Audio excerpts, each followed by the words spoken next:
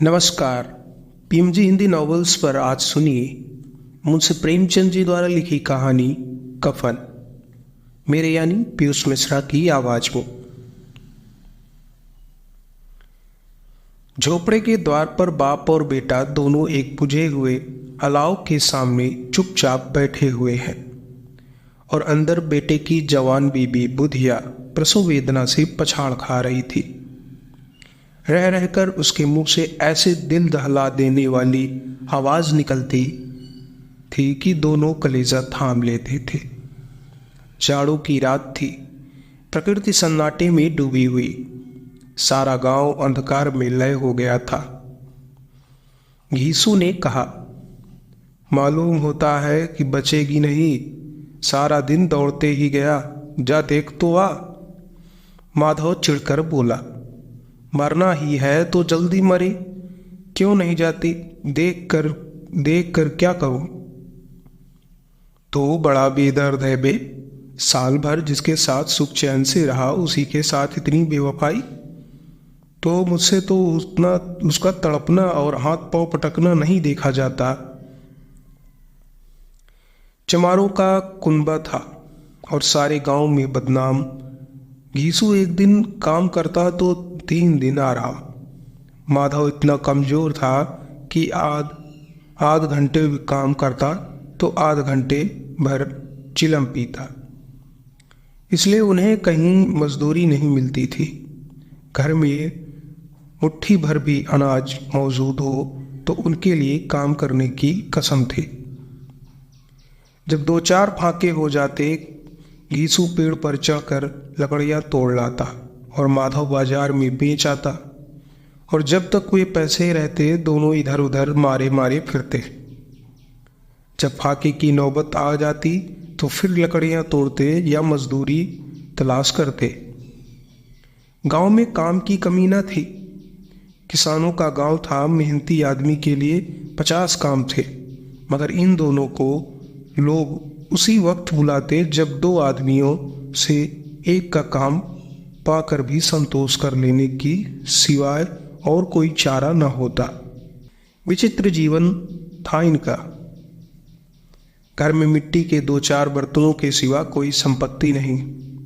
फटे चीथड़ों से अपनी नग्नता को ढके हुए जिए जाते थे।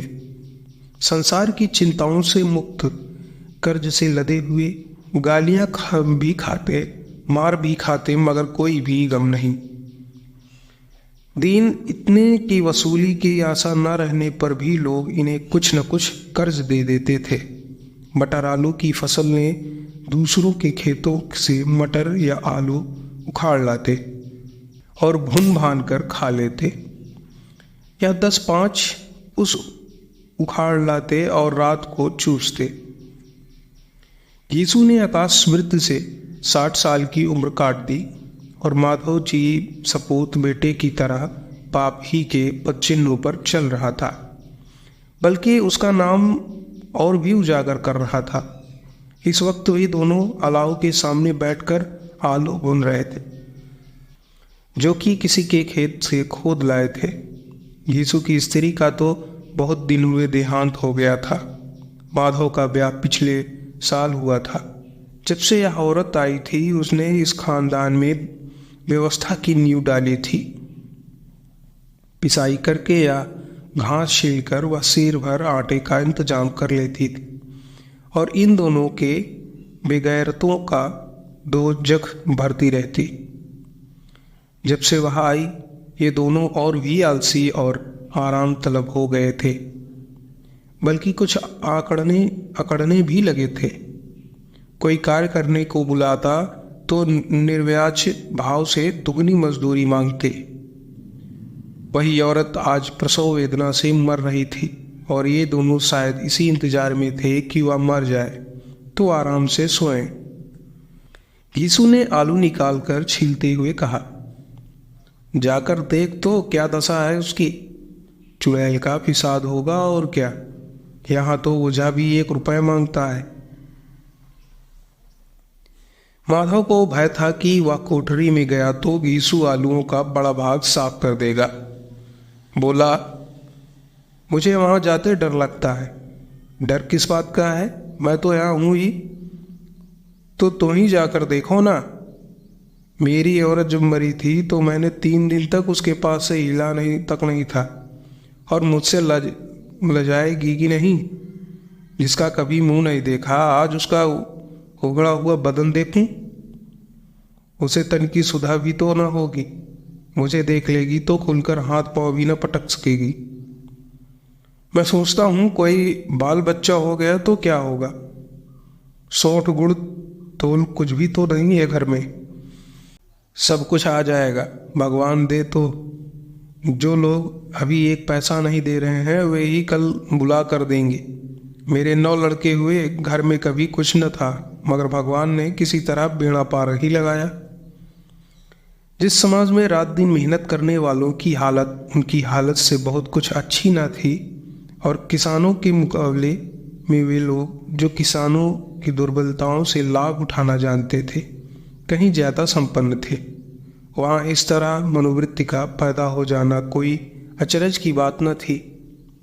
हम तो कहेंगे घीसू किसान से कहीं ज़्यादा विचारवान था, जो किसान के विचार शून्य समूह में शामिल होने के बदले बैठकबाजों की कुत्सित मंडली में जा मिला था।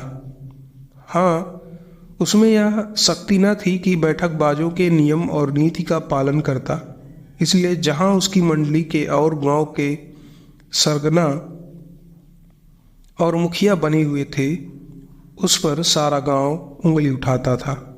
फिर भी उसे यह तकसीम तो थी कि अगर वह फटेहल है तो कम से कम उसे किसानों की सी जो जी तोड़ मेहनत तो नहीं करनी पड़ती। उसकी सरलता और निरीहता से दूसरे लोग बेजा फायदा तो नहीं उठाते। दोनों आलू निकाल कर जलते जलते खाने लगे। कल से कुछ नहीं खाया, इतना सब्र न था कि उन्हें ठंडा हो जाने दे। कई बार दोनों की जुबानें जल गई। छिल जाने पर आलू का बाहरी हिस्सा तो बहुत ज़्यादा गर्म ना मालूम होता, लेकिन दांतों के तले पड़ते ही अंदर का हिस्सा जवान हलक और तालू को जला देता था। उस अंगारे को मुंह में रखने से ज़्यादा खैरियत इसी में थी कि वह अंदर पहुंच जाए।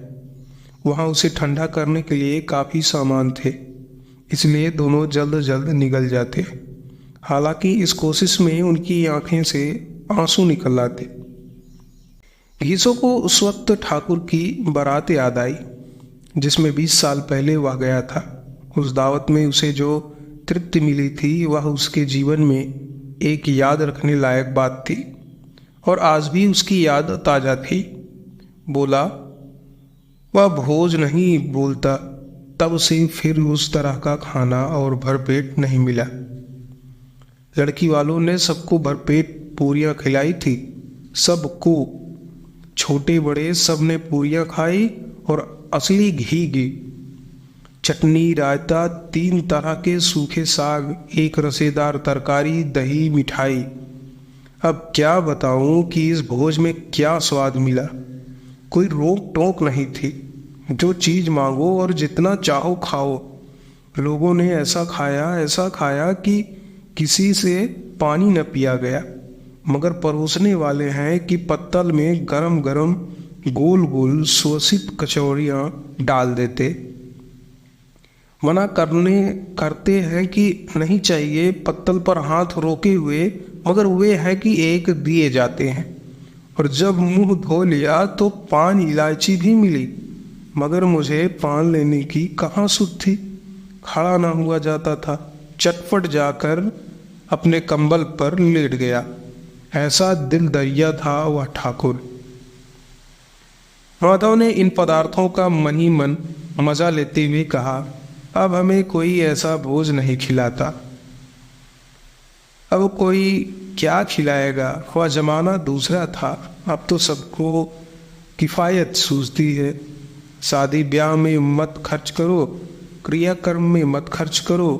पूछो, गरीबों का माल बटोर कर कहाँ रखोगे। बटोरने में कमी नहीं आए, हाँ खर्च में किफ़ायत सूझती है। तुमने 21 पूरियां खाई होंगी। 20 से ज़्यादा खाई थी। मैं 50 खा जाता। 50 से कम मैंने भी न खाई होगी। अच्छा पट्टा था, तू तो मेरा आधा भी नहीं रहे। आलू खाकर दोनों ने पानी पिया और वहीं अलाव के सामने अपनी धोतियां ओढ़कर पांव पेट में डाले सो रहे, जैसे दो बड़े बड़े अजगर घड़ियाल समाये पड़े रहे। पर बुधिया अभी तक कराह रही थी। सवेरे माधव ने कोठरी में जाकर देखा तो उसकी स्त्री ठंडी हो गई थी। उसके मुख पर मक्खियां भिनभिना रही थी। पथराई हुई आंखें ऊपर टंगी हुई थी। सारी देह धूल से लथपथ हो रही थी। उसके पेट में बच्चा मर गया था। माधव भागा हुआ घीसू के पास आया। फिर दोनों जोर जोर से हाय हाय करने लगे और छाती पीटने लगे। पड़ोस वालों ने यह रोना धोना सुना तो दौड़े हुए आए और पुरानी मर्यादा के अनुसार इन अभागों को समझाने लगे। मगर ज्यादा रोने पीटने का अवसर न था। कफन और लकड़ी की शिक्र करनी थी। पर घर में तो पैसा इस तरह गायब था कि जैसे चील के घोंसले से मांस। बाप बेटे रोते हुए गांव के जमींदार के पास गए। वह इन दोनों की सूरत से नफरत करता था। कई बार इन्हें अपने हाथों पीट चुके थे। चोरी करने के लिए, वादे पर काम पर न आने के लिए। पूछा, क्या है बे घिसुआ, रोता क्यों है? अब तो तू कहीं दिखाई भी नहीं देता। मालूम होता है इस गांव में रहना ही नहीं चाहता। घीसू ने जमीन पर सिर रखकर आंखों में आंसू भरे हुए कहा, सरकार बड़ी विपत्ति में हूं। माधव की घरवाली रात को गुजर गई। रात भर तड़पती रही सरकार। हम दोनों उसके सिराने बैठे रहे। दवा दारू जो कुछ हो सका सब कुछ किया। खुदा वह हमें दगा दे गई। अब कोई एक रोटी देने वाला भी ना रहा। मालिक तबाह हो गए, घर उजड़ गया। आपका गुलाम ही, आपके सिवा किसके द्वार पर जाऊं? जमींदार साहब दयालु थे, मगर घीसू पर दया करना काले कंबल पर रंग चढ़ाना था। जी मैं तो आया, कह दे चल दूर हो यहाँ से। यूँ तो बुलाने से भी नहीं आता। आज जब गरज पड़ी तो आकर खुशामद कर रहा है। हरामखोर कहीं का बदमाश। लेकिन यह क्रोध दंड का अवसर न था। जी में कुड़ते हुए 2 रुपए निकालकर फेंक दिए, मगर संतावना का एक शब्द भी मुंह से ना निकला। उसकी तरफ ताका भी नहीं, जैसे सिर का बोझ उतारा हो। जब जमींदार साहब ने 2 रुपए दिए तो गांव के बनिए महाजनों को इनकार का साहस कैसे होता। घीसू जमींदार के नाम का ढिंढोरा भी पीटना खूब जानता था। किसी ने 2 आने दिए, किसी ने 4 आने। 1 घंटे में घीसू के पास 5 रुपए की अच्छी रकम जमा हो गई। कहीं से अनाज मिल गया, कहीं से लकड़ी, और दोपहर को घीसू और माधव बाजार से कफन लाने चले। इधर लोग बांस काटने लगे। गांव की नरम दिल स्त्रियां आकर लाश को देखती थी और उसकी बेकसी पर 2 बूंद आंसू गिराकर चली जाती थी। कैसा बुरा रिवाज है कि जिसे जीते जी तन ढांकने की चिताड़ भी न मिले, उसे मरने पर कफन चाहिए। कफन लाश के साथ जल ही तो जाता है। और क्या रखा है रहता है। यही 5 रुपए पहले मिलते तो कुछ दवा दारू कर लेते। दोनों एक दूसरे के मन की बात ताड़ रहे थे। बाजार में इधर उधर घूमते रहे।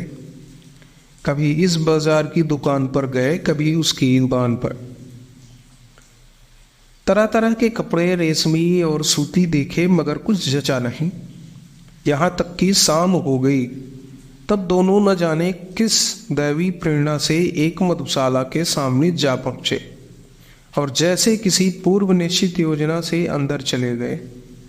वहां जरा देर तक दोनों असमंजस में खड़े रहे। फिर घीसू ने गद्दी के सामने जाकर कहा, साहू जी 1 बोतल हमें भी देना। इसके बाद कुछ छिखौना आया तली हुई मछलियां आई और दोनों बरामदे में बैठकर शांतिपूर्वक पीने लगे। कई कुज्जियां ताबड़तोड़ पीने के बाद दोनों सरूर में आ गए। गीसू बोला, कफन लगाने से क्या मिलता है, आखिर जल ही तो जाता है, कुछ बहू के साथ तो न जाता। माधव आसमान की तरफ देखकर बोला, मानो देवता को अपनी निष्पापता का साक्षी बना रहा हो। दुनिया का दस्तूर है, नहीं लोग बेईमानों को हजारों रुपए क्यों दे देते?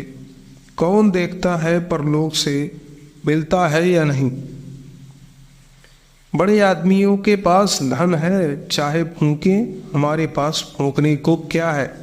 लेकिन लोगों को जवाब क्या देंगे? लोग पूछेंगे नहीं कफन कहाँ है? घीसू हंसा, अबे कह देंगे कि रुपए कमर से खिसक गए, बहुत ढूंढा मिले नहीं। लोगों को विश्वास तो ना आएगा, लेकिन फिर वही रुपए देंगे। माधव भी हंसा, इस अनपेक्षित सौभाग्य पर बोला, बड़ी अच्छी थी बेचारी, मारी तो भी खूब खिला पिलाकर। अभी बोतल से ज्यादा उड़ गई। घीसू ने 2 सेर पूरियां मंगाई, चटनी, अचार, कलेजियां। शराब खाने के सामने ही दुकान थी। माधव लपक कर तो 2 पत्तलों के में सारा सामान ले आया। पूरा ढेर रुपया और खर्च हो गया, सिर्फ थोड़े से पैसे बच रहे। दोनों इस वक्त शान से बैठे हुए पूरियां खा रहे थे, जैसे जंगल में कोई शेर अपना शिकार उड़ा रहा हो। न जवाबदेही का खौफ था, न बदनामी की फिक्र। इस भावनाओं को उन्होंने बहुत पहले ही जीत लिया था। घीसू दार्शनिक भाव से बोला, हमारी आत्मा प्रसन्न हो रही है तो क्या उसे पुण्य न होगा? माधव ने श्रद्धा से सिर झुकाकर तस्दीक की, जरूर से जरूर होगा। भगवान तुम अंतर्यामी हो, उसे बैकुंठ ले जाना। हम दोनों हृदय से आशीर्वाद दे रहे हैं। आज जो भोजन मिला वह कभी उम्र भर न मिला था। एक क्षण के बाद माधव के मन में एक शंका जागी। बोला, क्यों दादा, हम लोग भी तो एक दिन वहां जाएंगे। घीसू ने इस भोले भाले सवाल का कुछ उत्तर न दिया। वह परलोक की बातें सोचकर इस आनंद में बाधा न डालना चाहता था। जो वह हम लोगों से पूछे कि तुमने कफन क्यों नहीं दिया तो क्या कहेंगे? कहेंगे तुम्हारा सिर। पूछेगी तो जरूर, तू जानता है कि उसे कफन न मिलेगा। तू मुझे ऐसा गधा समझता है? 60 साल क्या दुनिया में घास खोदता रहा हूं, उसको कफन मिलेगा और इससे बहुत अच्छा मिलेगा।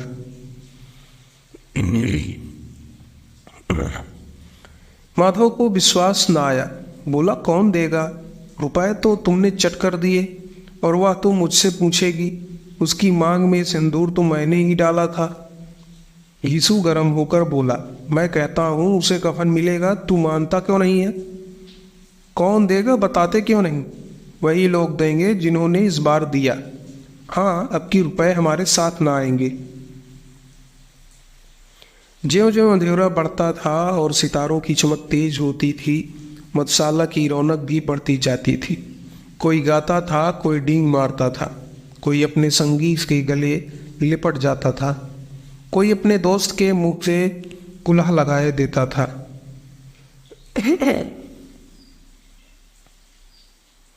वहां के वातावरण में सुरूर था, हवा में नशा। कितने तो यहाँ आकर एक चुल्लू में मस्त हो जाते। शराब से ज्यादा वहां उसकी हवा उन पर नशा करती थी। जीवन की बाधाएं खींच लाती थी और कुछ देर के लिए वे भूल जाते थे कि वे जीते या मरते हैं, ये ना जीते और ना मरते। और ये दोनों बाप बेटा अब भी मजे लेकर चुस्कियां ले रहे थे। सबकी निगाहें इनकी ओर जमी हुई थी। दोनों कितने भाग के बली हैं। पूरी बोतल बीच में। भरपेट खाकर माधव ने बची हुई पूरियां का पत्तल उठाकर एक भिखारी को दे दिया, जो खड़ा इनकी ओर भूखी आंखों से देख रहा था। और देने के गौरव, आनंद और उल्लास का उसने अपने जीवन में पहले बार अनुभव किया। घीसू ने कहा, ले जा, खूब खा और आशीर्वाद दे। जिसकी कमाई है वह तुम मर गई, पर तेरा आशीर्वाद उसे जरूर पहुंचेगा। रोए रोए से आशीर्वाद दे, बड़ी गाढ़ी कमाई के पैसे हैं।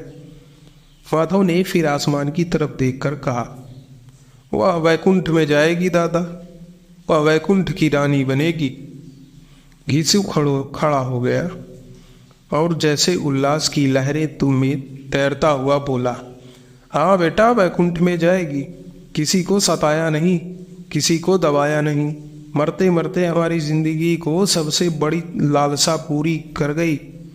वह न वैकुंठ जाएगी तो क्या ये मोटे मोटे लोग जाएंगे जो गरीबों को दोनों हाथों से लूटते हैं और अपने पाप को धोने के लिए गंगा में नहाते हैं और मंदिरों में जल चढ़ाते हैं। श्रद्धालुता का यह रंग तुरंत ही बदल गया। अस्थिरता नशे की खासियत है। दुख और निराशा का दौर हुआ। माधव बोला, मगर दादा, बेचारी ने जिंदगी में बड़ा दुख भोगा, कितना दुख झेल कर मरी। वह आंखों पर हाथ रखकर रोने लगा, चीखे मार मार कर। घीसू ने समझाया, क्यों रोता है बेटा? खुश हो कि वह माया जाल से मुक्त हो गई, जंजाल से छूट गई। बड़ी भाग्यवान थी जो इतनी जल्द माया मोह से बंधन से तोड़ दिए। और दोनों खड़े होकर गाने लगे, ठगनी क्यों नैना झमकावे ठगनी। पेकड़ों की आंखें इनकी ओर लगी हुई थी और ये दोनों अपने दिल में मस्त गाते जाते थे। फिर दोनों नाचने लगे, उछले भी, कूदे भी, गिरे भी, मटके भी, भाव भी बनाए, अभिनय भी किए और आखिर नशे से बदमस्त होकर वहीं गिर पड़े।